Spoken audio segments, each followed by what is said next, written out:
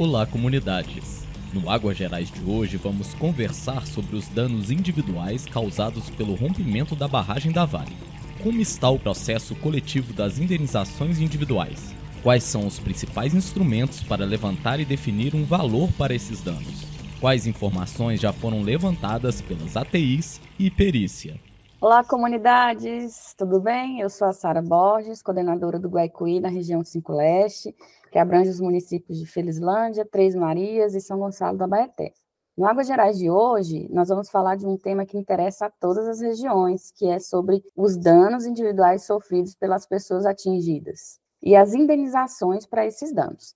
Então, para conversar sobre esse tema, a gente convidou a Ana Clara Amaral, que é especialista de reconhecimento do Escritório de Mitigação. Ei, Ana, seja bem-vinda.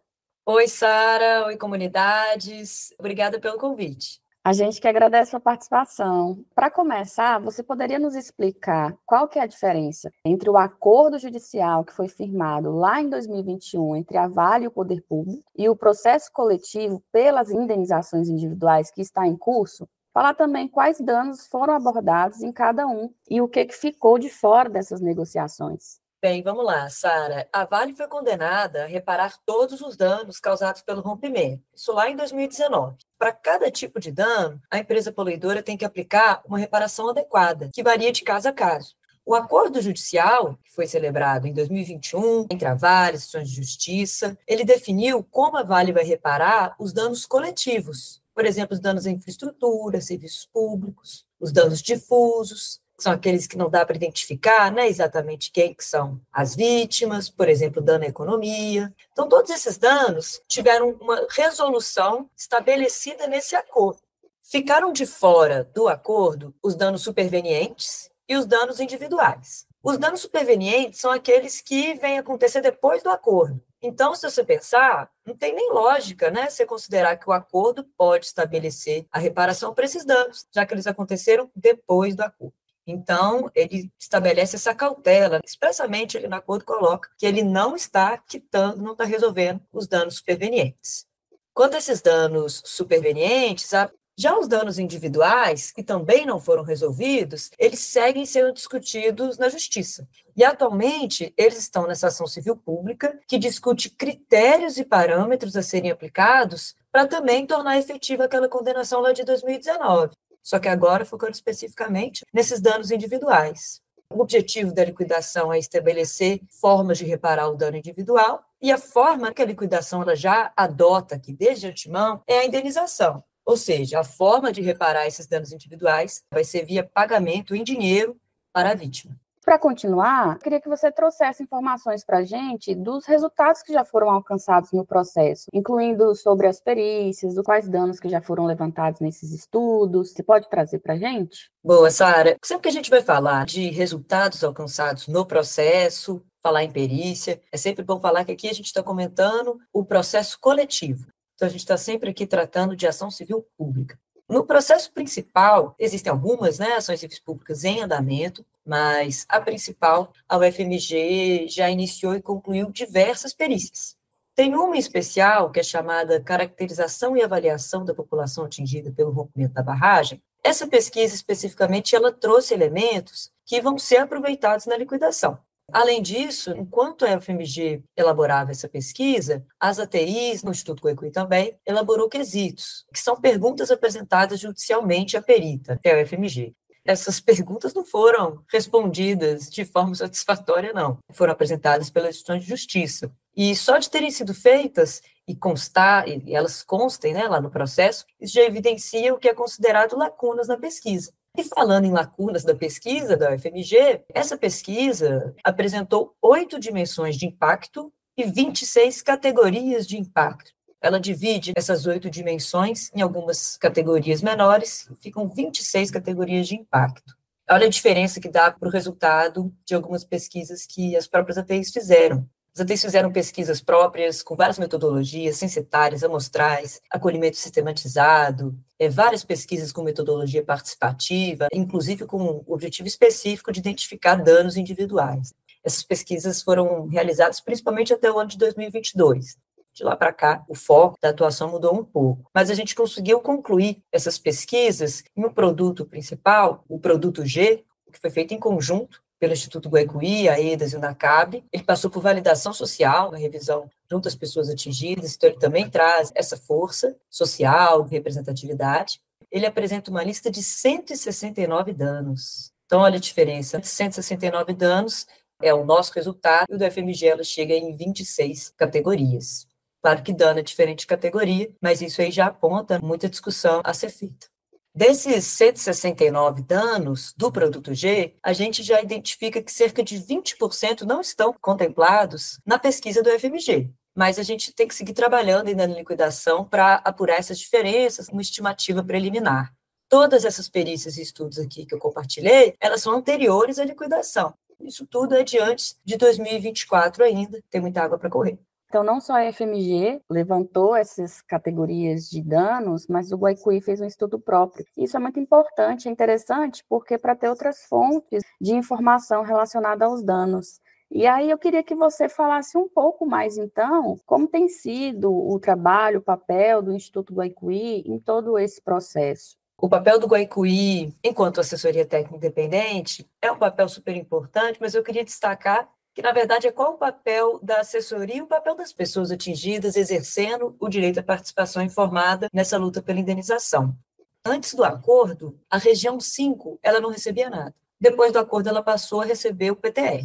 Agora, com a liquidação, a gente espera que a região 5 dê um passo parecido, passo aí de avançar no reconhecimento da reparação e que agora ela passe também a ser contemplada. Isso porque a perícia da UFMG ela não considerou a região 5, ela não pesquisou, mas agora é uma nova fase. Nessa nova fase, a região 5 tem tudo para sim estar incluída. E o Guaicuí, ele tem uma pesquisa amostral, feita com rigor científico, no nosso lugar de assessoria, nós não somos perícia. Essa pesquisa, ela mostra, inclusive, aspectos que são parecidos com a pesquisa do FMG, e ela caracteriza e demonstra danos na região 5. Então, isso é um exemplo de um produto para além ali do produto G.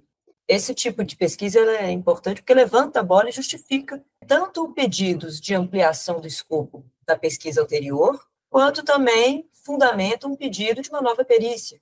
Inclusive, as próprias pessoas atingidas, que estão acompanhando esse assunto, sempre nos demandando a respeito disso, com a nossa assessoria também, têm se manifestado constantemente nesse sentido. Já foram entregues 2 cartas das pessoas atingidas no processo, demandando a inclusão da região 5. Então, para a gente fechar essa nossa conversa aqui, se atualiza para nós, para os nossos ouvintes, falando um pouco em que pé que está o processo pela resolução coletiva das indenizações individuais. Falar um pouco, assim, quais são as informações mais atuais que temos sobre o processo. Antes da gente conversar dos últimos andamentos, é importante só a gente lembrar o que é a liquidação coletiva e a diferença dela para os outros caminhos individuais aí que existem. A liquidação coletiva é a resolução coletiva para a indenização, mas a indenização aqui que a gente está tratando é a individual, que é feita através de valores que são individuais. A luta pela resolução coletiva é também a luta por acesso à justiça de muitas pessoas que foram excluídas das negociações extrajudiciais, que são conduzidas pela Vale, ou que encontram barreiras burocráticas nos processos individuais. Às vezes são pessoas, tipicamente, que vão encontrar dificuldades comprobatórias. A resolução coletiva é uma forma de abarcar todas as pessoas atingidas, ou o máximo possível de pessoas atingidas. E ela independe de qualquer iniciativa das pessoas atingidas nesse momento, tirando movimentação política, tá? Que é importante. Mas processualmente, não é necessário, por exemplo, contratar um advogado, assinar declaração, não é preciso se associar a qualquer associação para aproveitar da resolução coletiva. Agora, quem fez acordo individual ou já contratou um advogado particular, na teoria também pode se valer do processo coletivo. Mas se isso realmente vai acontecer no caso concreto, depende de uma análise caso a caso. Vai depender do pedido que o advogado fez, depende da sentença do juiz, depende dos termos de um acordo, caso tenha sido feito. Então, para quem está em algum desses caminhos individuais e quer entender a sua situação em relação à liquidação coletiva, a gente recomenda dialogar com a advogada, que é a responsável pela estratégia judicial de casos privados. E é quem vai saber analisar o aproveitamento ou não da liquidação coletiva no caso da cliente dela. De qualquer forma, vale a pena aí conversar sobre essa possibilidade de aproveitamento ou não do resultado do processo coletivo.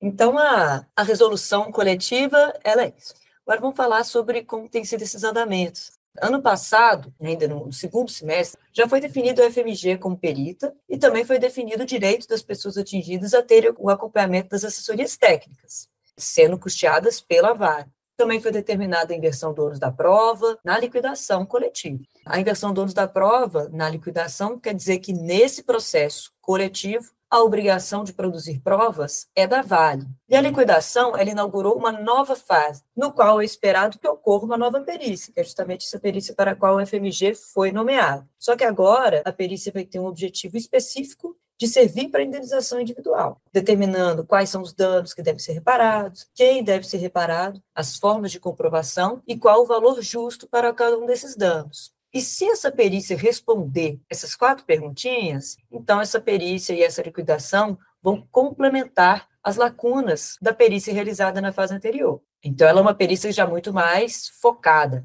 Essa perícia focada nas indenizações, no entanto, ela ainda não começou. Estão acontecendo já audiências, como essa última do dia 2 de maio, só que as audiências elas vêm sendo convocadas, o assunto é metodologia e o escopo da perícia que ainda está por acontecer. Nessa última de 2 de maio, o juiz deu um mandamento importante, que foi estabelecer um cronograma para os próximos passos. Então, a gente tem um prazo aí correndo para o dia 16 de maio, que é um prazo para as instituições de justiça entregarem uma lista de categoria de danos, que, na opinião dela, devem ser considerados pelo juízo. E depois disso também vai abrir prazo para a Vale, que vai ter até o dia 3 de junho para se manifestar a respeito. A primeira instância vai ser sempre ela que vai conduzir a produção de provas. Então, a liquidação coletiva, ela acontece sempre na primeira instância e é conduzida aí pelo juiz Murilo de Abreu. Só que a perícia, de fato, pesquisas, um plano de trabalho da UFMG, todo voltado para a liquidação, ele, de fato, só vai começar quando o recurso da Vale no Tribunal de Justiça